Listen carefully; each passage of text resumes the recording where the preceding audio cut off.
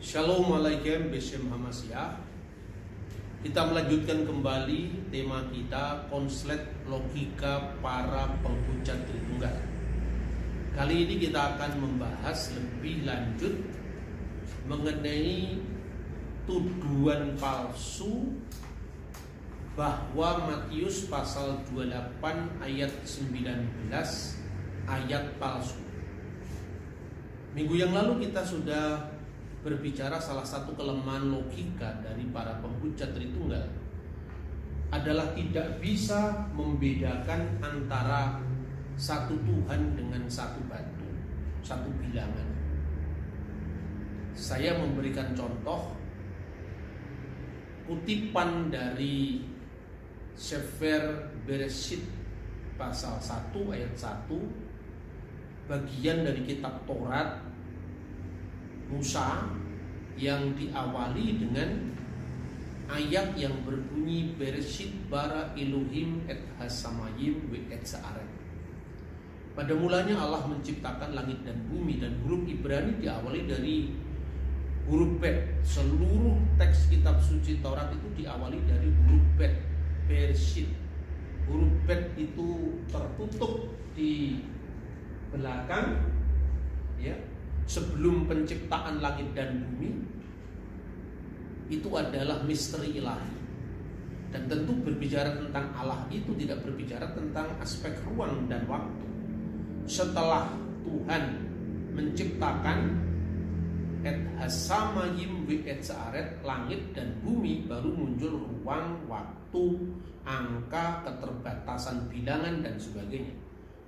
Maka kesalahan parah ini mesti disadari bagi setiap seorang pencari kebenaran yang bisa membedakan satu Tuhan dengan satu batu.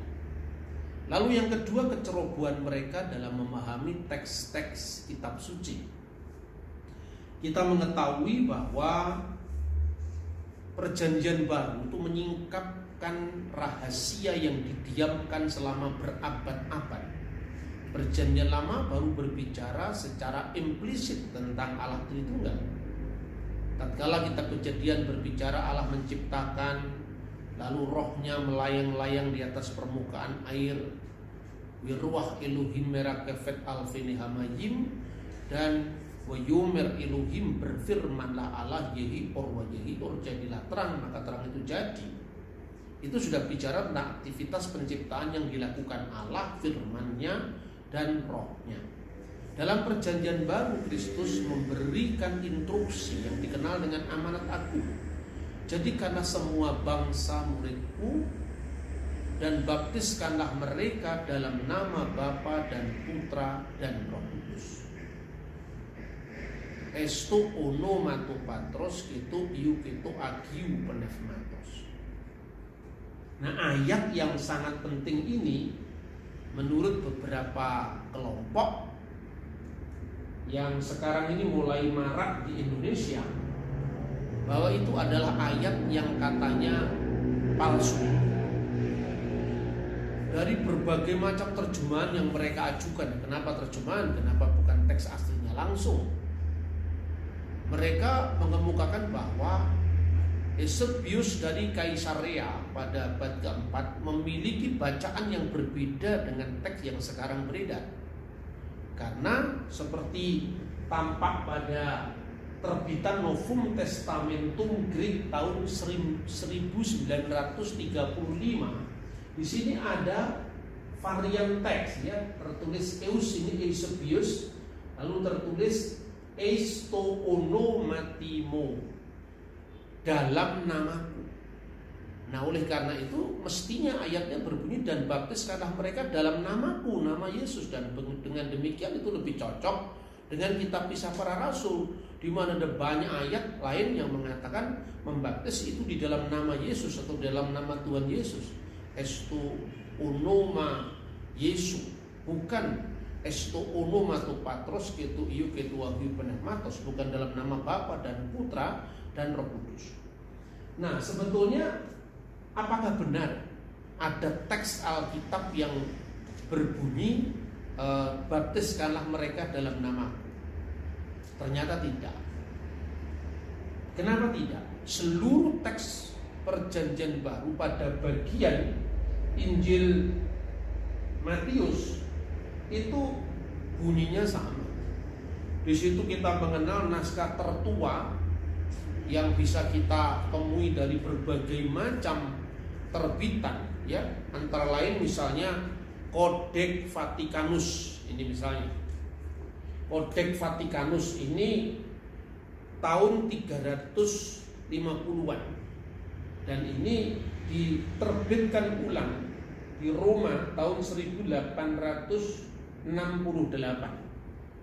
Diterbitkan di Roma tahun 1868. Ini jelas memuat teks yang berbunyi Bapa, Putra dan Roh Kudus, belum lagi teks Codex Alexandrinus, lalu Codex Washington, Codex Bizai, rata-rata dari abad ketiga dan abad keempat, semua memuat itu. Belum naskah-naskah kuno seperti misalnya naskah Koptik dari abad keempat yang sekarang disimpan di Puttmeriana Biblica, Bibliotheca Puttmeriana di Switzerland. Lalu juga naskah yang disebut Vetus Latina dalam bahasa Latin tahun 150. Naskah Old Syriac atau Vetus Syriac juga berasal dari abad kedua. Lalu Peshitta kemungkinan berasal dari akhir abad ketiga, abad keempat dalam bahasa Aramaik, ya. Seperti ini naskahnya. Juga di sini disebutkan dalam Injil Matius pasal 28 ayat 19, baptiskanlah mereka Beshem Abba Wabra Beruha Dekutsa dalam bahasa Aramaik, dalam nama Bapa dan Putra dan Roh Kudus.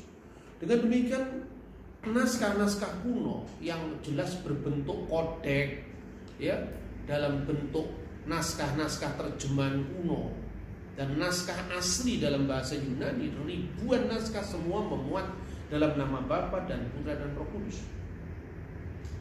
Lalu bagaimana dengan Eusebius? Nah, kita akan melihat konteks dari yang dikutip sebagai bacaan Eusebius. Ini buku Eusebius dalam terjemahan bahasa Arab, yaitu Tarikh Al-Kanisa li Eusebius Al-Kaisari, khususnya pada buku kelima, ya, buku kelima. Itu buku ketiga poin kelima atau ayat kelima jelas berbicara apa yang dimaksudkan baptiskanlah dalam namaku itu ternyata tidak tepat. Lalu ini dalam teks bahasa Yunaninya terjemahan dengan bahasa Inggris juga disebutkan di sana, kita bisa langsung cek and recheck semua apa yang diasumsikan ditulis oleh Eusebius. Nah, konteksnya apa? Konteksnya begini. Dalam bukunya Eusebius, yaitu buku ini Historia Ecclesiastica atau Sejarah Gereja yang ditulis juga abad keempat, Eusebius sebetulnya sedang bercerita tentang penganiayaan umat Kristen di Yerusalem. Nah, setelah kematian syahid Rasul Yakobus, anak Yepedeus saudara Yohanes, kemudian kematian Stefanus, kemudian kematian Yakobus uskup Yerusalem, dan banyak rasul-rasul yang mengalami penganiayaan secara sangat mengenaskan, maka umat Kristen meninggalkan Palestina dan hijrah ke kota Pela. Pela adalah wilayah Transjordania seberang sungai Yordan.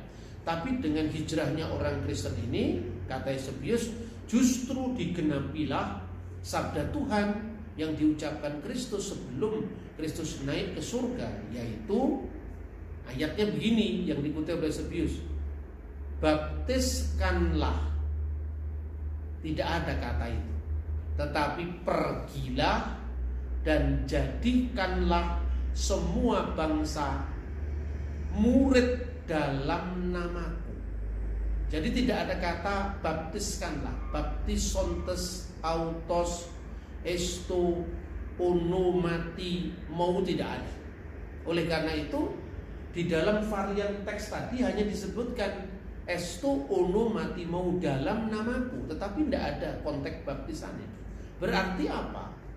Di sini sebetulnya Eusebius kilaf mengutip naskah, Kalau untuk ukuran kita, sebetulnya kalau untuk ukuran zaman dulu ya, karena mengutip ayat itu kan kadang-kadang tidak dikutip lengkap, dan ini sampai sekarang juga masih terjadi ketika kita mendengarkan khotbah-khotbah di gereja, tinggal konteksnya apa. Nah, di sini tidak bisa dijadikan varian teks untuk menandingi teks resmi Perjanjian Baru yang jumlahnya ribuan, itu tentu tidak bisa. Lebih-lebih kalau kita membaca tulisan Eusebius yang lain, misalnya tulisan yang berjudul Demonstratio Evangelica. Dalam buku yang berjudul Demonstratio Evangelica 1 bab 1 ya, ayat 6, disitu dikatakan Tuhan dan juru selamat kita Yesus Kristus putra Allah berkata kepada murid-muridnya setelah kebangkitannya, pergilah dan jadikanlah semua bangsa muridku dan ajarlah mereka apa yang telah kukatakan kepadamu. Di sini juga tidak ada kata baptisan. Baptis dilewati. Jadi kita tidak bisa mengukur tulisan Eusebius ini sebagai varian teks dari Matius pasal 28 ayat 19. Karena ternyata di dalam bukunya yang lain Eusebius memang tidak mengutip secara lengkap ayat-ayat itu kalau tidak bersesuaian dengan konteks yang diucapkannya. Nah, lalu ada satu bukti yang ini sangat penting ya. Bukti itu adalah tulisan dari Eusebius yang lain dalam bahasa Aramaik yang lebih dikenal dengan Syriac Theophania. Nah, yaitu Ketaba de Eusebius Caesarea di Aldenha Alahaya. Nah, bukunya ini sekarang banyak terbit, bisa di pesan mungkin di Amazon, karena dalam buku ini Eusebius justru mengutip secara full ayat Matius pasal 28 itu sesuai dengan konteksnya dalam Alkitab. Jadi saya bayangkan waktu Eusebius menulis Historia Ecclesiastica atau Demonstratio Evangelica itu mungkin dia tidak mengutip langsung secara harfiah atau lagi membaca Injil, tetapi mungkin ketika Eusebius menulis bukunya Denha Alahaya itu, dia sedang membaca teks, dan apa yang ditulis di situ jelas-jelas semuanya cocok dengan teks kitab suci Perjanjian Baru, secara khusus adalah Matius pasal 28 ayat 19. Kita akan lihat. Nah, ini apa yang ditulis oleh Eusebius itu ternyata persis sama dengan teks Pesita ya. Dalam teks Pesita itu kalau lengkap dibaca dari pasalnya itu dan ayatnya, pasal 28 ayat 19 itu jelas sekali. Ayat 19 di situ dikatakan zelo hakil, pergilah. Ya, oleh karena itu, zelo pergilah, talmidu muridkanlah atau jadikanlah murid atau muridkanlah kulhum ami semua bangsa dan baptiskanlah wa amidu inun dan baptiskanlah mereka bishem Aba dalam nama Bapa wa Bra dan Putra wa Ruha Dikutsa dan Roh Kudus. Persis dengan apa yang tertulis dalam teks Pesita. Pesita itu adalah Perjanjian Baru di dalam bahasa Aramaik, yaitu bahasa yang dipakai oleh Kristus sendiri, seperti ini bukunya ya. Dan ini Kristus itu memang berbicara dalam bahasa Aramaik sehari-hari.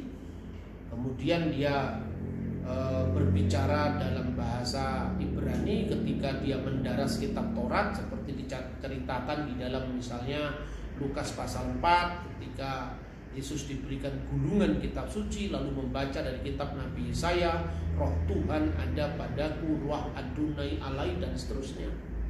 Tetapi kenapa Injil kita ditulis dalam bahasa Yunani? Karena bahasa internasional saat itu adalah bahasa Yunani. Nah, saudara-saudara yang mau saya kasih catatan dari kasus ini adalah bahwa orang Kristen itu begitu bebasnya. Tapi memang tahun-tahun abad 19 dan awal abad 20 itu memang memuncaknya liberalisasi pemikiran di Eropa. Sehingga orang Kristen itu justru karena kecintaannya pada kitab sucinya, dia mencoba untuk mencari naskah yang paling berdekatan dengan naskah asli yang ditulis oleh para rasul. Nah tentu kalau naskah asli yang ditulis oleh penerima wahyu ilahi kalau istilah Islam, atau yang diilhami Roh Kudus kalau istilah Kristen, teks aslinya dari zaman yang bersangkutan tentu tidak ada agama yang punya itu. Tetapi teks asli yang paling dekat dengan itu ada. Bahkan kalau Injil itu ada yang jaraknya hanya sekitar belasan tahun saja. Nah, karena kesadaran tentang kesalahan yang dilakukan oleh para editor, ini bukan firman yang diubah. Anda kadang-kadang secara serampangan kita ini mendapatkan informasi banyak bahwa Injil kok direvisi, yang direvisikan terjemahannya. Dan kita jujur kalau misalnya itu memang ada varian-varian teks yang cara penulisannya atau bacaannya berbeda dengan teks standar. Ini teks standarnya yang di atas ini. Nah ini yang disebut kritikus aparatus. Justru Kristen itu jujur, ya. Kalau misalnya tadi saya tunjukkan, ternyata tahun 35 Eusebius pernah dijadikan rujukan, katanya dia punya naskah sendiri. Ternyata tidak, lain dengan Hieronymus. Kalau Hieronymus itu kan jelas-jelas menerjemahkan kitab suci yang namanya Biblia Sacra Vulgata abad keempat, karena mungkin bahasa Latin yang selama itu dipakai oleh gereja Roma Katolik atau gereja Roma itu sudah bahasa Latin kuno. Lalu dibuatlah terjemahan baru, waktu itu berada di Bethlehem. Sampai sekarang buah Hieronymus itu masih terpelihara di kota suci Bethlehem. Lalu di sana diselesaikan yang namanya Biblia Sacra Vulgata. Vulgata itu bahasa Latin yang lebih simpel yang bisa diterima oleh umat saat itu. Nah, kebebasan Kristiani itu memang luar biasa. Jadi ternyata setelah dilihat memang Eusebius tidak pernah menulis terjemahan kitab suci seperti Hieronymus. Dan yang kedua, ternyata kutipan-kutipannya cenderung bebas, ya. Karena itu beda antara Demonstratio Evangelica dengan yang tercatat dalam kutipan yang dimasukkan di Kritikus Apparatus varian teks tahun 1935 tadi. Maka kemudian dalam edisi terbaru, yaitu edisi 28, bahkan saya kira juga edisi sebelumnya, teks itu sudah tidak ada, karena memang itu bukan varian teks. Itu memang kutipan bebas. Jadi tidak mungkin kalau justru Alkitab yang aslinya harus digeser karena kutipan seorang penulis dari abad keempat. Nah inilah konslet berpikirnya para penentang Tritunggal itu. Jadi setiap kali ada argumen yang kelihatan itu menguntungkan pendapatnya langsung diambil. Setiap terjemahan yang jelas itu asal usulnya dari abad ke-13 karena menguntungkan pendapatnya diambil. Misalnya Injil Matius dalam bahasa Ibrani dari Dutilet itu abad ke-13 atau 14 diambil karena cocok dengan pendapatnya. Tentu ini bukan berpikir ilmiah, ini berpikir serampangan, berpikir yang sembrono karena hanya menguntungkan pendapatnya saja. Kalau tidak menguntungkannya ditolak. Padahal justru naskah-naskah yang jauh lebih tua, lebih kuno, bahkan tahun 150 seperti Vetus Latina atau Ol Syriac juga tahun 200-an yang jelas-jelas mengatakan itu, baptiskanlah mereka di dalam nama Bapa dan Putra dan Roh Kudus. Sama dengan teks Pesita yang tadi saya baca di dalam bahasa Syriak Aramaik, ya, Beshem Aba Webra Wiruha di Kutsa. Sehingga sampai sekarang kalau di gereja-gereja berbahasa Syriak, ya, kayak gereja Maronit Ortodoks Syria, gereja Maronit, gereja Katolik Syria, itu semua kalau membaca doa diawali dari Beshem Aba Wibra Wiruha di Kutsahat Allah Hasarira. Itu kalau untuk Syria Timur. Kalau Syria Barat itu adalah Bisim Abu Webro Weruha Dikutsu Hat Aluhu Sariro Amin. Demi nama Bapa dan Putra dan Roh Kudus, Allah yang esa dan benar, amin. Ditegaskan di situ. Kenapa ditegaskan Allah yang esa dan benar? Karena jelas kata yang diterjemahkan dengan nama itu tunggal bentuknya, esto onoma, dalam satu nama. Itu Patros, gitu iu, gitu agiu, pneumatos. Dengan demikian, apa tidak ada bukti bahwa ada teks yang berbunyi demi namaku? Lalu bagaimana dengan kisah para rasul? Ya tentu itu kasus tersendiri yang nanti kita bahas. Karena dalam baptisan-baptisan yang diceritakan kisah para rasul itu kan narasi, bukan instruksi. Dalam pembahasan berikutnya saya akan membahas itu tentang bagaimana formula di dalam Matius pasal 28 dan 19 dibandingkan dengan aneka ragam baptisan yang tampaknya menggunakan rumusan dalam nama Yesus atau dalam nama Tuhan Yesus dan sebagainya. Ini Kodeks Vatikanus yang tadi saya sampaikan ya, naskahnya adalah ini, di-scan dari sini tahun 325. Nah, saudara-saudara, bukti-bukti baptisan kuno yang bisa kita baca formulanya ya. Misalnya Didake. Didake itu adalah buku katekisasi kuno yang digunakan para katekumen yang baru mau dibaptis. Itu ditulis ketika rasul-rasul sebagian masih hidup, sekitar tahun 90 Masehi. Rasul Yohanes meninggal di Efesus itu tahun 96 Masehi. Di sini jelas sekali disebutkan misalnya dalam bab ke-7 ya, ditulis begini tentang baptisan, baptiskanlah dengan cara demikian. Setelah terlebih dulu diajar, intinya begitu, maka mereka dibaptis di tempat atau di air yang mengalir di dalam nama Bapa dan Putra dan Roh Kudus. Kalau tidak ada air yang mengalir, bisa guyur di atas kepalanya 3 kali dengan nama Bapa dan Putra dan Roh Kudus. Jelas bahwa di sini adalah dokumen yang jauh lebih tua daripada Eusebius dari abad ke-4. Karena instruksi Yesus di dalam Matius pasal 28 dan 19 itu kemudian diindahkan oleh bapak-bapak gereja. Bahkan sebagian ketika Rasul masih hidup dijadikan formula baptisan. Maka dengan demikian baptisan dalam nama Yesus itu pasti memiliki makna yang berbeda. Nah, kesalahannya di mana? Apakah baptis dalam nama Yesus tidak sah? Ya tidak salah saya kira, karena itu ada dalam Alkitab. Tetapi yang menjadi salah menyamakan bahwa Bapa, Putra dan Roh Kudus adalah sama dengan Tuhan Yesus. Yang disebut Tuhan Yesus itu kan wujud Sang Firman yang turun ke dunia, di mana anak laki-laki yang dilahirkan Bunda Maria itu akan disebut Yesus. Jadi Yesus adalah nama inkarnasi Firman ke dunia, bukan nama Tritunggal. Nah, ini yang nanti akan saya bahas pada pertemuan berikutnya. Lalu ada catatan berikutnya itu dari Bapak gereja namanya Irenaeus. Dan Irenaeus itu adalah muridnya Polikarpus, dan Polikarpus adalah muridnya Yohanes. Dia menulis kira-kira tahun 180. Dia meninggal tahun 202. Dia menulis begini, dia berkata kepada mereka, pergilah dan ajarkanlah semua bangsa dan baptiskanlah mereka dalam nama Bapa dan Putra dan Roh Kudus. Muridnya Irenaeus namanya Hippolytus dari Roma. Dia menulis kira-kira tahun 202.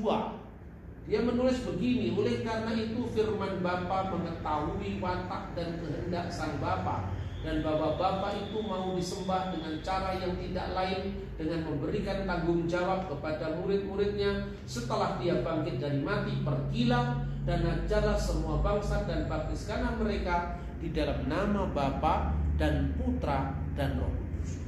Jadi jelas bahwa formula baptisan dari abad ke abad itu memang dalam nama Bapa dan Putra dan Roh Kudus. Tidak bisa kemudian hanya ada satu potong kutipan dari abad keempat kemudian langsung mengubrak-abrik ajaran gereja. Saya membayangkan ya memang kalangan Kristen ini sangat liberal. Liberalnya bahkan itu amit-amit sekali. Karena apa? Anda kalau pergi ya ke situs-situs bersejarah ya. Misalnya pergilah ke Trowulan. Trowulan itu tempat bekas kerajaan Majapahit. Majapahit itu adalah negara nasional kedua yang mayoritas beragama Hindu-Buddha saat itu. Dari Majapahitlah kita mendapatkan Seloka, Bhinneka Tunggal Ika, Salam Nasional Merdeka, bahkan kata Pancasila itu dari Majapahit. Pancasila ya gegenden teteki hayua lupa. Pancasila hendaklah dipegang teguh dan jangan dilupakan. Itu dari zaman Majapahit. Tetapi pada saat Majapahit itu sudah mulai masuk agama Islam. Dan banyak bahkan di kalangan mereka itu yang berhubungan dekat dengan istana. Antara lain makam Putri Campa. Dan makam itu terkenal yang namanya makam Troloyo. Dalam Majapahit namanya Tralaya. Tra itu singkatan dari kata Sitra. Sitra itu artinya lapangan atau medan. Makanya perang Baratayuda diadakan di medan Kurusetra, yaitu di lapangan Kuru. Nah, laya itu berasal di kata laya atau pralaya, artinya mati. Jadi itu artinya tempatnya pekuburan. Maka ada Pasitran Gondo Mayit itu istananya Bathari Durga. Sitra itu artinya lapangan atau medan. Nah, di situ ada banyak makam-makam Muslim. Misalnya ada makam Muslim, kalau tidak salah itu makam ke-10 dan makam ke-4. Itu ada kutipan ayat Al-Quran dari surat Ali Imran ayat 185 kalau tidak salah. Nah, di situ kan surat Ali Imran 185 itu dikutip karena memang cocok dengan tema kematian di situ. Pralaya itu tadi medan kematian, maka diingatkan umat Islam itu kalau hidup itu pasti ada akhirnya. Lalu ayat yang paling banyak dikutip itu antara lain adalah kullu nafsin dha'iqatul maut. Ayat ini masih ada lanjutannya, panjang lanjutannya, tetapi kadang-kadang dikutip tidak lengkap. Ada kadang-kala cuma dikutip ya kullu nafsin dha'iqatul maut, setiap yang bernyawa akan merasakan mati. Tapi kalau saudara cari tidak ada umat Islam di dunia ini yang kemudian memasukkan ini misalnya kritik teksnya dalam Al-Quran. Itu adalah varian teks dari makam Tralaya ke-10, bahwa ayat surat Al-Imran 183 itu hanya pendek bunyinya kullu nafsin dha'iqatul maut. Tidak ada, karena umat Islam masih waras, bisa menjaga kitab sucinya. Lain dengan orang Kristen yang kadang-kadang gemblung karena dia tidak paham dengan firman Tuhan ya, dan kadang-kadang itu berpikir terlalu bebas ya. Saya bersyukur bahwa kesadaran dari para pengumpul naskah kitab suci ya, Nestle Aland edisi yang ke-28 itu memang tidak lagi memuat yang namanya varian Eusebius, karena itu memang bukan varian teks kitab suci. Saya kira itu yang bisa saya sampaikan dalam pertemuan kedua dengan tema yang cukup menarik ya,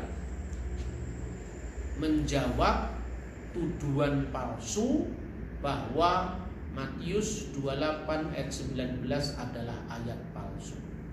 Sampai ketemu kembali di dalam pertemuan berikut dengan tema yang menarik yang masih berkisar tentang Tritunggal. Kiranya Tuhan memberkati pikiran kita dengan pencerahan agar kita tidak mengalami konslet berpikir lagi, tetapi lebih setia pada firman Tuhan dengan memakai metode yang benar, yang bertanggung jawab dan sesuai dengan kaidah-kaidah penafsiran kitab suci. Kemuliaan bagi Bapa dan Putra dan Roh Kudus sekarang dan selalu serta sepanjang segala masa. Al-masdulil ab wal ibni wa rahil kudus al-ana wa qulu awanin wa ila dahrid duhur. Amin. Shalom alaikum bisya Muhammadiyah.